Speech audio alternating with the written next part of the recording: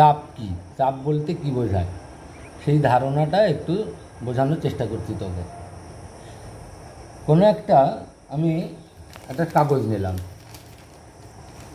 একটা কাচের গ্লাস নিলাম, কাচের গ্লাসের উপরে কাগজটাকে ভালো করে আটকে দিলাম। এই কাগজটাকে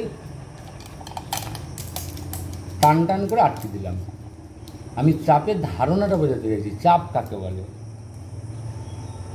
এই কাগজটার ওপরে একটা পেনের এই যে ভোঁতা সাইড, এই ভোঁতা সাইডটা দিয়ে আমি এই কাগজটাকে ফুটো করার চেষ্টা করছি। প্রযুক্ত বল প্রয়োগ করছি। বল প্রয়োগ করা সত্ত্বেও দেখ কাগজটা ফুটো হচ্ছে না। হচ্ছে, আমি কিন্তু বল দিচ্ছি, চাপ দিচ্ছি, কিন্তু ফুটো হচ্ছে না। ওই প্রযুক্ত বল, একই প্রযুক্ত বল একই হারে আমি পেনের উল্টো দিকটা, এই নিবটা নিয়ে একই প্রযুক্ত বল এই কাগজটার উপরে দিচ্ছি, ফুটো হয়ে গেছে। তাহলে একই প্রযুক্ত বল নিবের দিকটা ফুটো হয়ে গেল, অথচ ভোঁতার দিকটায় একই প্রযুক্ত বল ফুটো হচ্ছে না। তাহলে এই যে ফুটো হয়ে গেল, এই সম্পর্কে তাহলে একটা চাপ দিচ্ছি, তাহলে চাপটা কিসের উপরে নির্ভর করছে? চাপটা নির্ভর করছে বস্তুর ক্ষেত্রফলের ওপর। বস্তুর ক্ষেত্রফলের ওপর। তাহলে বস্তুর ক্ষেত্রফলের সঙ্গে প্রযুক্ত চাপের একটা সম্পর্ক আছে। একই প্রযুক্ত বল যদি ভিন্ন ক্ষেত্রফল হয় তাহলে ভিন্ন রেজাল্ট হবে। প্রযুক্ত বল এক, কিন্তু ক্ষেত্রফল আলাদা, তাহলে ভিন্ন চাপ তৈরি হবে। তাহলে চাপ ডিপেন্ড করছে, বা প্রেশার যেটা, চাপের যে ধারণাটা বলছি, চাপটা নির্ভর করছে কার উপরে? বস্তুর ক্ষেত্রফলের ওপরে।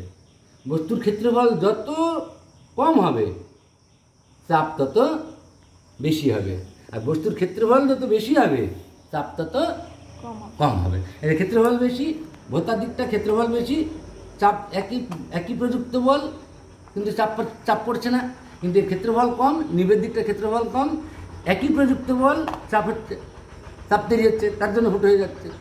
একই রকমভাবে একটা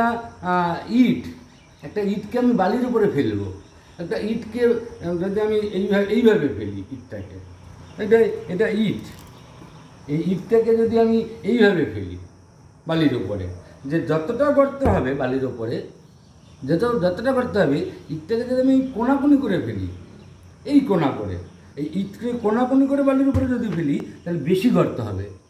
কেন না? এই কোনার ক্ষেত্রফলটা কম, বস্তুর ক্ষেত্রফলটা কম, তাহলে একই প্রযুক্ত বলে চাপ বেশি তৈরি হচ্ছে, গর্ত বেশি হচ্ছে। আর এইটাতে বস্তুর ক্ষেত্রফল বেশি, একই প্রযুক্ত বলে চাপ কম হচ্ছে, তার ফলে গর্তটা কম হচ্ছে। বোঝা গেল? এইটা হচ্ছে চাপ সম্পর্কে একটা ধারণা। চাপ কিসের উপরে নির্ভর করে?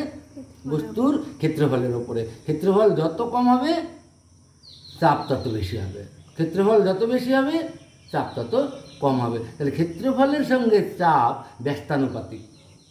ক্ষেত্রফলের সঙ্গে চাপের সম্পর্কটা ব্যস্তানুপাতিক। ক্ষেত্রফল বাড়লে চাপ কমবে, ক্ষেত্রফল কমলে, বস্তুর ক্ষেত্রফল কমলে চাপ বাড়বে, ব্যস্তানুপাতিক। এই চাপ সম্পর্কে একটা ধারণা, এটা প্রথম একটা ধারণাটা তৈরি হলো। বোঝা গেল?